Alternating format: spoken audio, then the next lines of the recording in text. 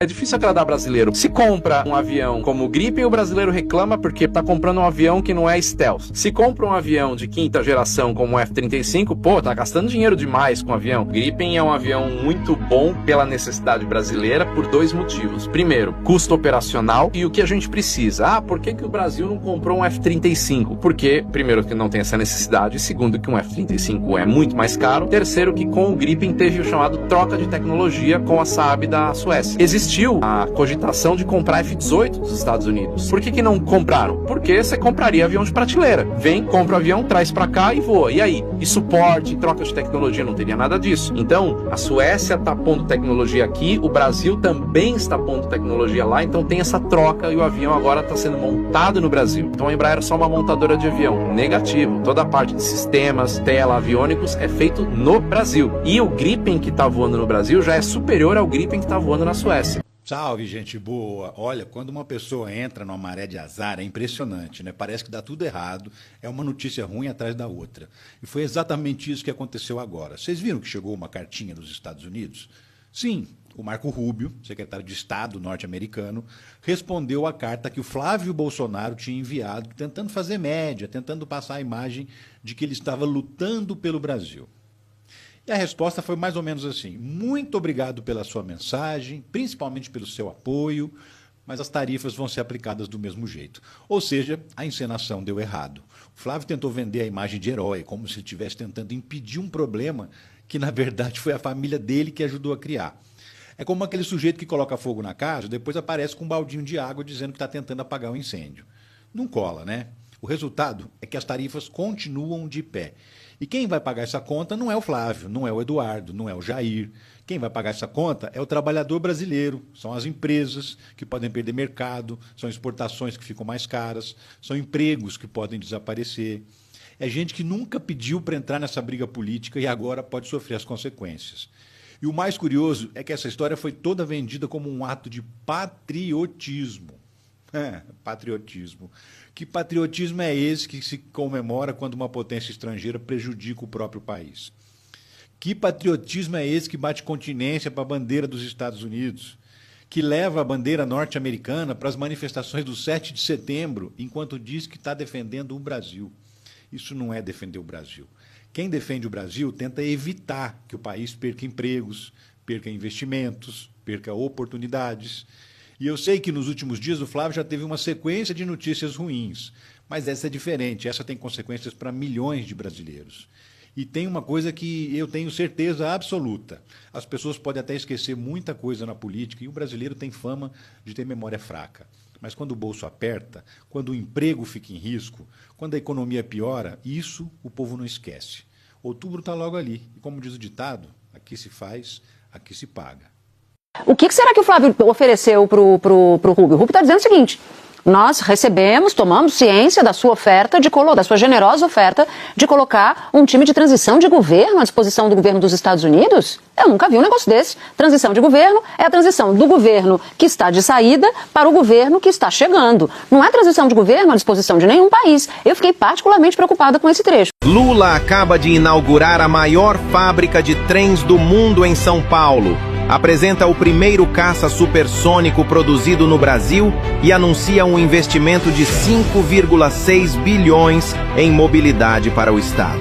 Lula lamentou a ausência do governador bolsonarista Tarcísio, que se nega a reconhecer os feitos de Lula no estado de São Paulo. Eu lamento profundamente que o governador não esteja aqui. Poderia falar que ele quisesse agradecer ou não agradecer, mas estivesse aqui, porque é um investimento de quase 7 bilhões para São Paulo. Não precisava falar bem do governo, era só dizer aqui em São Paulo, no Minha Casa Minha Vida, no Casa Paulista, que o governador inaugura, ele inaugura só o conjunto habitacional nosso.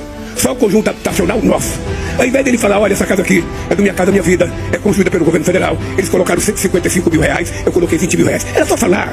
E depois pode falar mal de mim à vontade. Depois pode falar, não tem problema nenhum. Mas só conte a verdade. O governo federal, no Casa Paulista, coloca 155 mil reais e eu só coloco 20. Aí pode me xingar à vontade. Pode me xingar. Mas eu só quero que conte a verdade. É o maior estado que recebe Bolsa Família do Brasil. São mais de 2 milhões e 200 mil pessoas que recebem Bolsa Família. Porque na periferia de São Paulo tem muita pobreza. É só andar na periferia. Se você só pega do aeroporto pros condomínios, não tem. Mas ande na periferia para você ver. O pé de meia São Paulo tem quase 600 mil jovens recebendo pé de meia para ajudar no orçamento familiar. E nós abrimos uma conta bancária para que ele recebesse o pé de meia e não desistisse da escola, porque se ele desistir da escola, o futuro dele será inexistente. Esse ano, a disputa aqui é entre a verdade e a mentira. Quem fez e quem não fez. O presidente Lula estará aqui, nos próximos dias. Então eu gostaria de avisar a população do Mato Grosso do Sul para trancar portas e janelas e ter cuidado com as carteiras aí com essa visita, tá bom? Obrigado, presidente. O vereador Rafael Tavares fala que é para trancar a casa, mas quem está preso é o presidente Bolsonaro que está usando tornozeleira. Quem está pedindo dinheiro para for caro é a família do presidente Bolsonaro. O nosso presidente Lula está vindo aqui para Mato Grosso do Sul para entregar mais de 1.600 títulos de terra para os assentamentos, para as famílias. Desde que o presidente assumiu, ele já entregou mais de 30 mil casas em Mato Grosso do Sul, que ainda estão para ser entregues, soma 40 mil casas. O governo do Mato Grosso do Sul está fazendo entregas habitacionais porque tem o apoio do presidente Lula. Então, quando ele fala para trancar as casas, muitas milhares dessas casas estão sendo entregues e construídas com o apoio do presidente Lula. Investimentos nas universidades, investimentos na educação, mais viaturas para as polícias militares. E eu peço mais uma vez que o vereador Rafael Tavares retire esse insulto ao presidente Lula, que é um presidente que está trazendo bilhões de investimentos para o Mato Grosso do Sul, independente de partido ou ideologia. Nós somos vereadores que estamos em busca de melhorar a vida da população. É uma pesquisa em Santa Catarina. E a Jovem Pan publicou desse jeito nas redes sociais. Se até agora você acha que esse vídeo não merece o seu like, se liga nessa denúncia, cara. Saiu investimentos do governo federal para o Paraná, aqui para o meu estado, 2 bilhões de reais em obras. O governador abraçou esse dinheiro, recebeu a verba, agradeceu e foi investir. As obras foram construídas, o governo foi colocar a placa de investimento federal como faz em qualquer situação, desde que o Brasil se entende como um país, e o governo do Paraná fez isso. Olha a construção aqui, ó. Agora a sacanagem maior aqui, ó. Olha a sacanagem maior. Ali, ó. Olha o que eles fizeram aqui, gente. Olha a sacanagem que esse povo faz. Para um pouquinho aqui, meu irmão. Olha lá. Ó, olha lá. Tamparam com adesivo em cima, tá? Do governo do presidente Lula, ó. Olha lá. Aqui tem trabalho. Olha lá. Tamparam tudo, tá vendo aí? Ó. Que sacanagem. Obra do governo federal, tamparam tudo, cara. Aqui tem o trabalho do governo federal, ó. Tampou. Aí, ó. Que sacanagem. Aí, ó.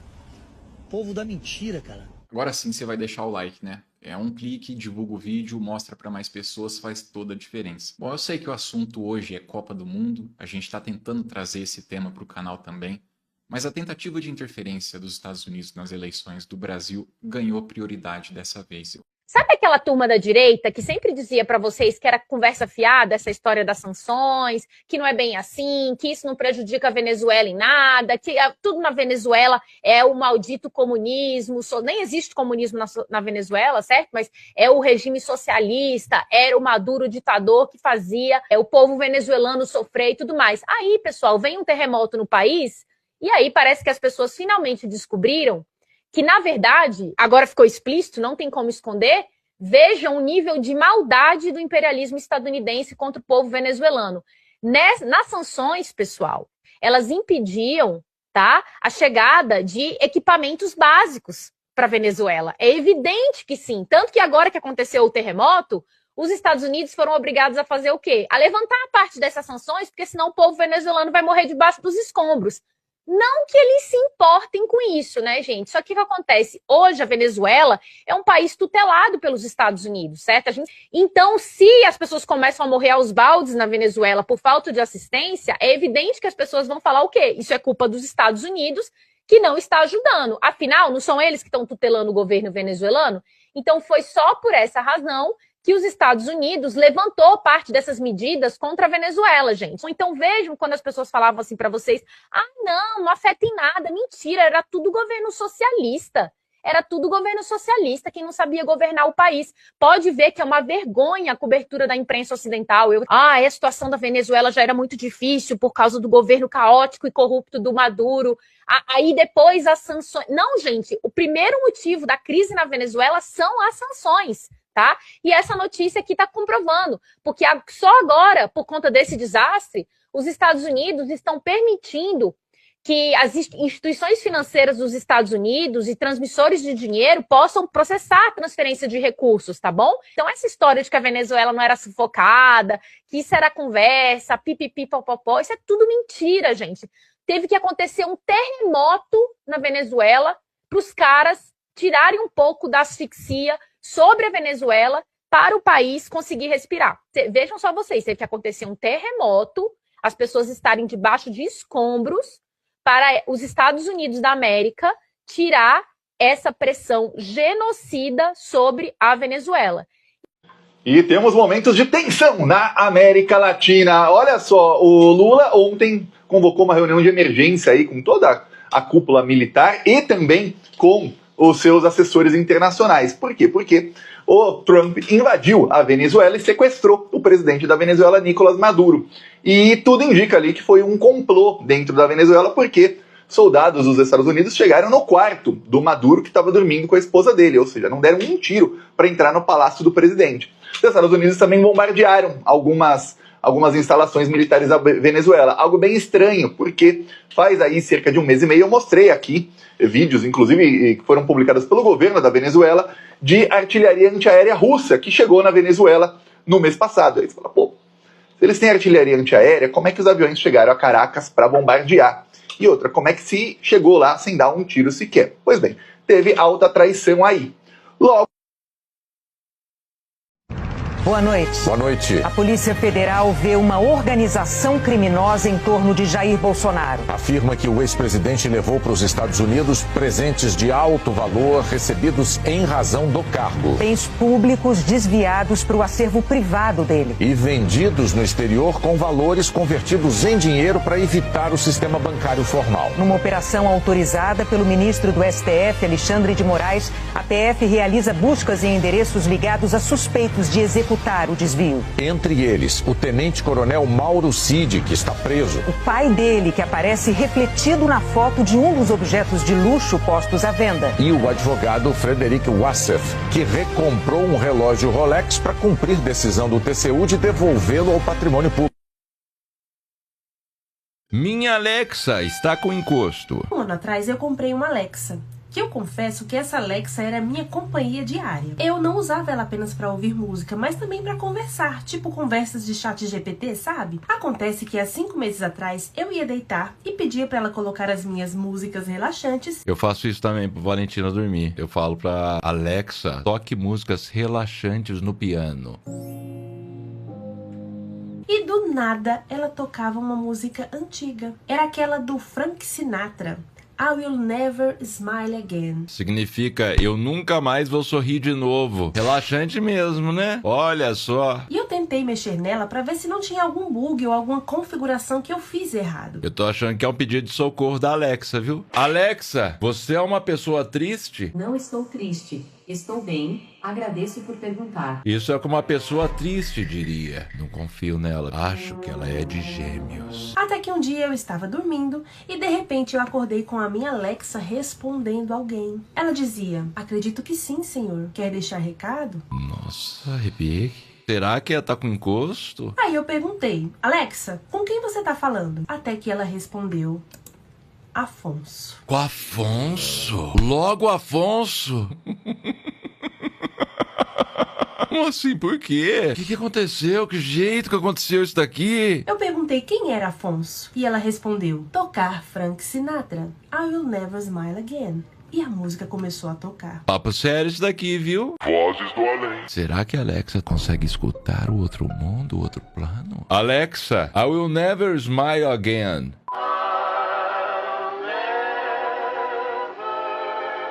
O Afonso tá aqui? Não sei como posso ajudar. Ah, meu Deus. A gente puxou o histórico de comandos de conversas da minha Alexa e tinha um monte de comandos que eu não tinha dado. Será que ela foi hackeada? Que coisa infernal, não? Umas perguntas que eu não fiz. Será que ela me vê? Em que ano estamos? Onde está a família dela? Eu não quis mexer mais na Alexa, deixei ela pro meu irmão. Se tiver algo aqui em casa, é melhor que eu não saiba. Afinal, o meu contrato de aluguel ainda tem mais 1 ano e meio pra frente pra vencer. E ainda ter aí que conviver com uma pessoa que nem tá rachando aluguel com você. E ainda usando da sua tecnologia. Nossa, muito estranho, amiga. Ainda bem que você se livrou dela, tá? Se tem algum espírito aí na sua casa querendo se comunicar, se você não tá escutando ele, então tá tudo certo. Ele no cantinho dele, você no seu, vocês ali, ó. Imagina só se o seu Afonso, que Deus o tenha, se gosta de um Sidney Magal, que da hora. 2 horas da manhã começa a tocar essa música aqui, ó.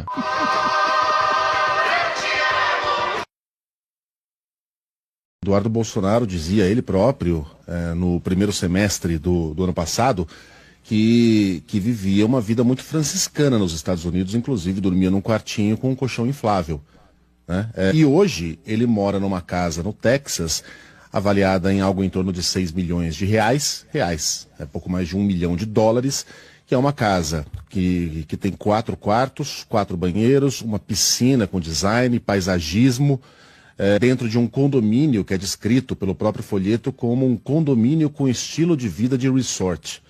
Então, ele morava dessa maneira antes e agora ele mora assim. Alguma coisa aconteceu no meio do caminho para que o padrão de vida de Eduardo Bolsonaro melhorasse muito. E aqueles 2 milhões de reais que Jair Bolsonaro transferiu a ele não são dinheiro suficiente para que ele se mantenha com esse tipo de vida nos Estados Unidos. Então, alguma coisa aconteceu. E algo que aconteceu no meio do caminho também foi a transferência de pelo menos 61 milhões de reais do Banco Master para um fundo administrado pelo advogado do próprio Eduardo Bolsonaro. Então, tudo isso que eu estou dizendo aqui são fatos. Se esses fatos estão interligados, aí a investigação vai descobrir. Mas que Eduardo Bolsonaro teve um salto de qualidade de vida nesse último ano, por enquanto, sem explicação, ele teve. Isso aqui é pra você pobre de direita lascado que tem terra só debaixo da unha e fica defendendo político de direita. Celso Russomano assina emenda que permite 52 horas semanais de trabalho e reduz o FGTS do trabalhador de 8% para 4%. Celso Russomano, que em época de política fica abraçando o pobre, fica falando que defende o direito do consumidor, que está sempre do lado do trabalhador e contra os empresários ali que querem faturar em cima das pessoas. Mas na hora de votar, na hora de se eleger, chuta o trabalhador, chuta o consumidor e apoia os empresários, apoia os grandes empresários. Então, para você, babacão da direita, que acha que a direita vai te defender, tá aqui o maior exemplo, Celso Russomano, que em época de política defende o trabalhador e quando ganha a eleição, dá um soco no estômago dele. Então presta atenção, bando de taioba. Nunca foi sobre defender o pobre, foi sempre para usar o pobre para ganhar o voto. Bocós.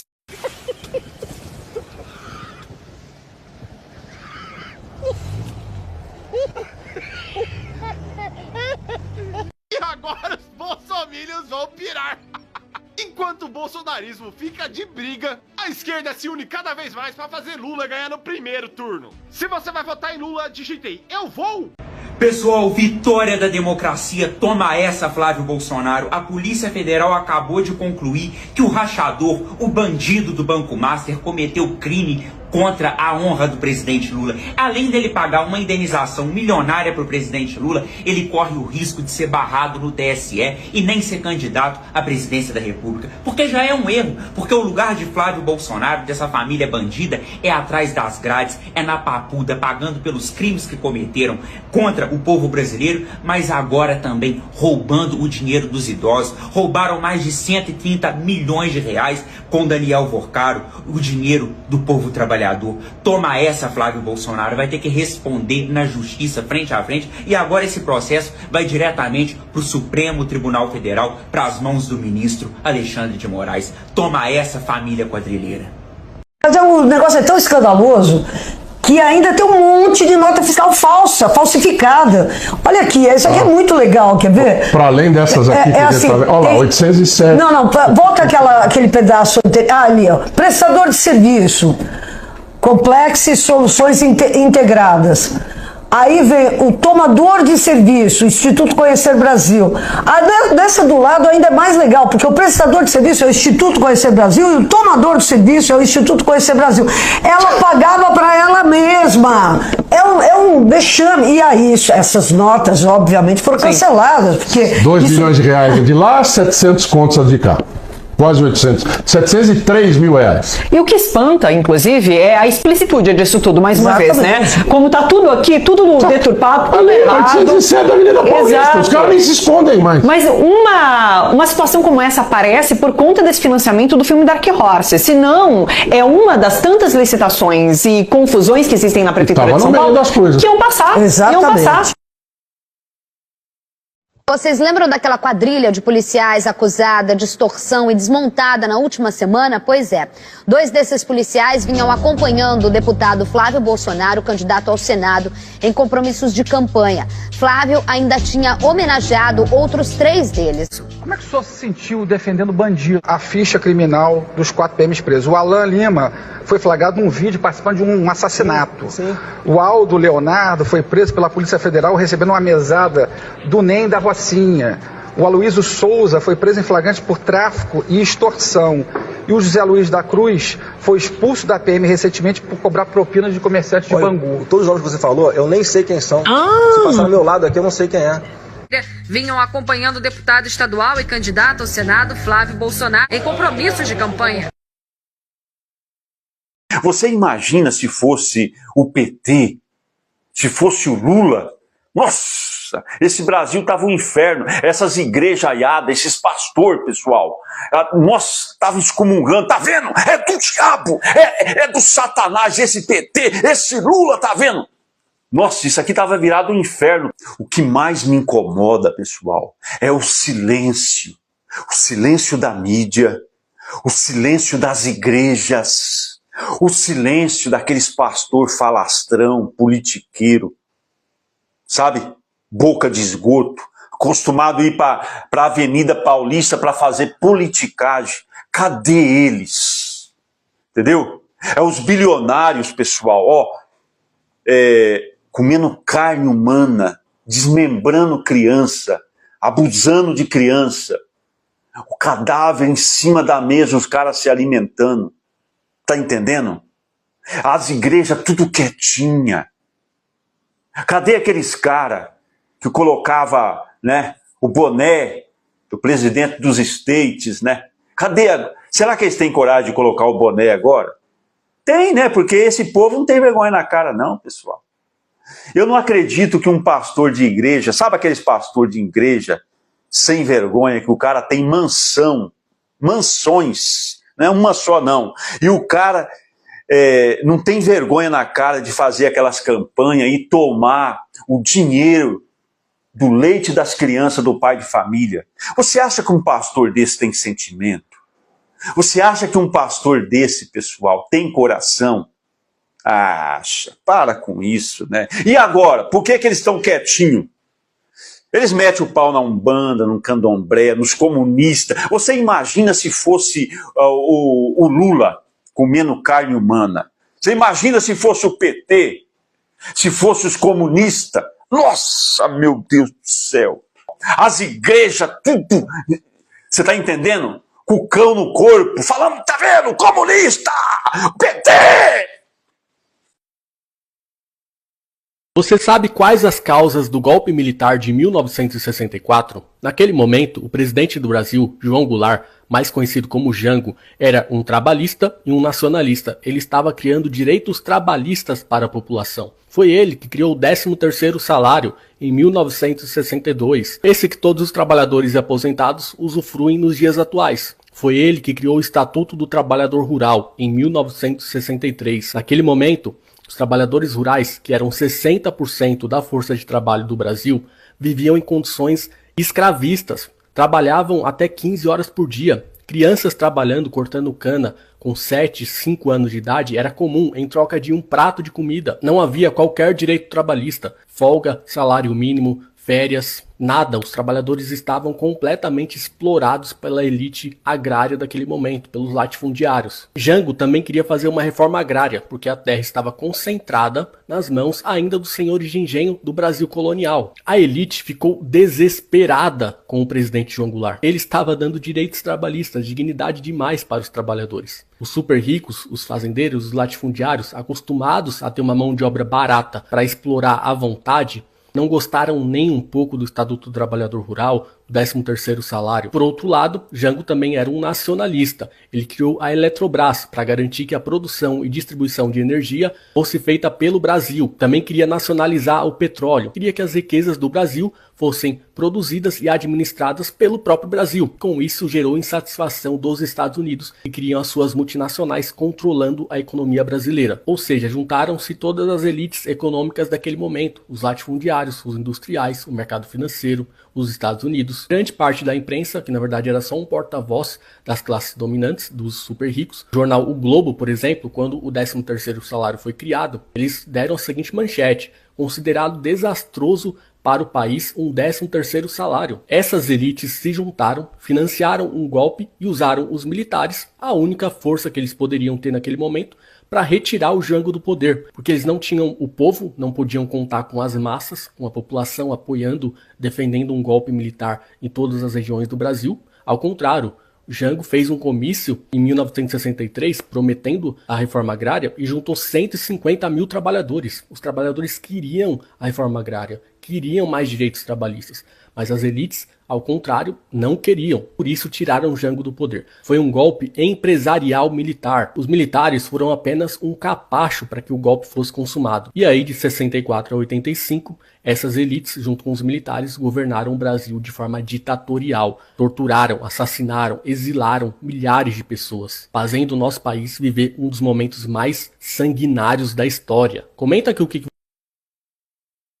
A reeleição do presidente Lula não é uma necessidade dele, é uma necessidade do Brasil. Se o Brasil volta para as mãos da extrema-direita, me perdoe quem pensa diferente, né? Mas me perdoe mesmo, mas eu penso assim, eu estou sendo entrevistado, eu estou falando isso, né? Se o Brasil volta para as mãos da extrema-direita, o mundo vai sofrer muito. Porque o Brasil foi o país que, mesmo com seus problemas, conseguiu dar o melhor combate às extravagâncias antidemocráticas da extrema-direita. Foi o Brasil. Os Estados Unidos fracassou. Os Estados Unidos invadiram o Capitólio, fracassou inteiramente. E terminaram por eleger um cara num grau de psicopatia, um psicopata, como Trump, né? O Brasil ele conseguiu. O judiciário conseguiu barrar a tentativa de golpe, o executivo conseguiu unificar os poderes, o legislativo observe, o legislativo, eu estou falando da maioria, né? Sim. Pouco fez. Eu não acredito jamais que uma tentativa de golpe, metade do Congresso não sabia.